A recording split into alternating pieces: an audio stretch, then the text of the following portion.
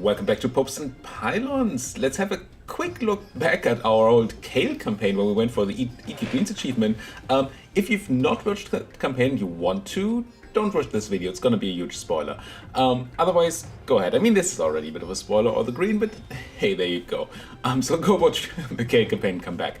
I'm just making this video real quick because Bisa in the comments asked me around Christmas when we finished the Kale campaign, to have a quick look at the state of the world at the ending. And I finally managed to find some time to roll back my EU4 to the old patch, mostly because I had to finish up my paper state campaign on the old patch, but also because we want to do this video. So we're just gonna be a very short video looking at like the state of the great powers, for example. That's one thing she asked for specifically. So we're clearly at the top here with 4,000 and some development plus how much of that is our subject? I don't really remember this campaign too much. Okay, decent amount of subject development in there as well. And then we have Spain, the Ottomans, and a quick drop off to Great Britain, Commonwealth, Russia, and Ming and France, all at the same sort of 1,500-ish level. So only 3 great powers over 2,000. We're of course way over 4,000. What else can I show you? We can have a quick look at the world as it is. So of course we have Kale and its subjects, cabbage and horseradish, and all our avocado, corn, rhubarb over here. Our subjects, of course, oh yes, this is our pirate province in the Congo, and our snake over to the grasslands in Ottoman territory. So that is that. If we have a look at the ledger, maybe let's have a look at country. I'm looking for a score comparison. We're actually not making as much score as the Ottomans here this month for reasons.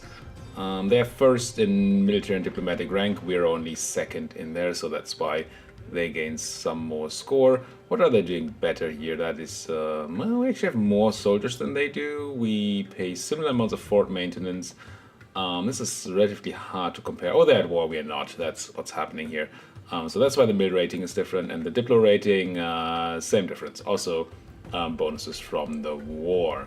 So if we were at war here, we would be up top for sure. Paying much more than the Ming.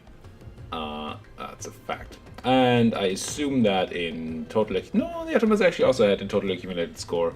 So if we want to go for a score victory, we actually would have to do even more.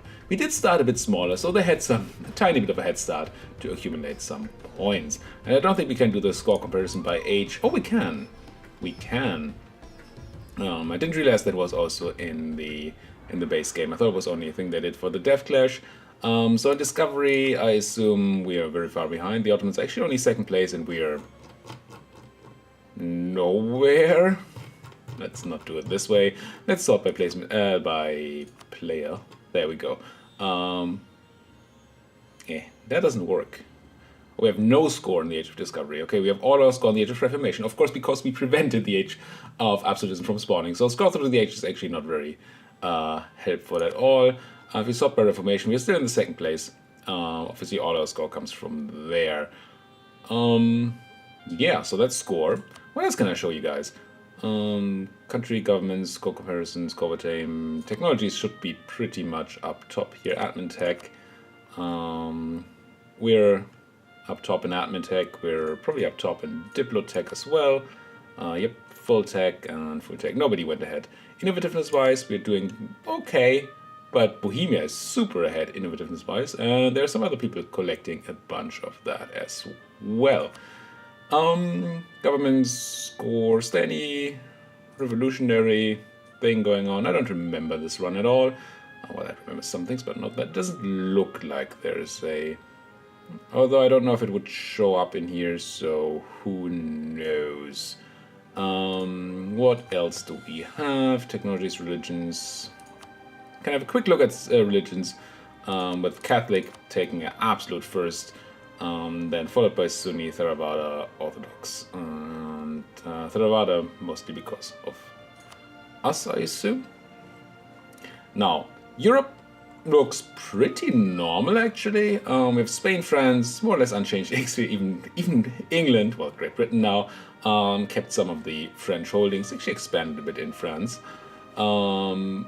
Castile clearly got the Burgundian inheritance at some point, and the HRE has done some consolidation, as they do. The Netherlands have snaked in here for whatever reason. Wait, up way over to Leipzig, so one straight through Germany. And there are not a lot of princes left. Can we see the empire? We can. Only 24 princes left in the empire, and 4 of these are free cities. Emperor not doing well at all. None of these are enacted, right? I think there are no enacted reforms. Who's the emperor anyway? It is this guy. That's Bohemia. Alright. Commonwealth doing pretty well. Ottomans, of course, doing quite well here. And Portuguese have taken a giant chunk out of Central Africa. And Russia, not in the worst of spots I've ever seen. Scandinavia is here. That's nice. And the New World is us and the Spanish and some Portuguese, I guess. But mostly that. Alright, I think that's pretty much all we can show here. I don't think there's anything super interesting otherwise. We have tons of cultures. Could have accepted some more cultures, I guess, at some point. And I don't think our ledger is going to give us anything else. Country overview, we had this. Can we have score over time? I mean, can have a look at our graph compared to the Ottomans, but it's probably not going to help much. Is there a clear all here? Don't think there is. Does this even change anything?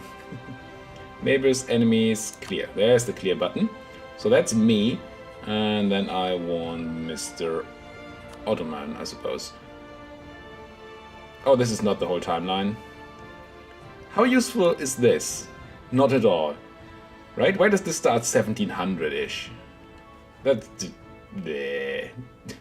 Anyway.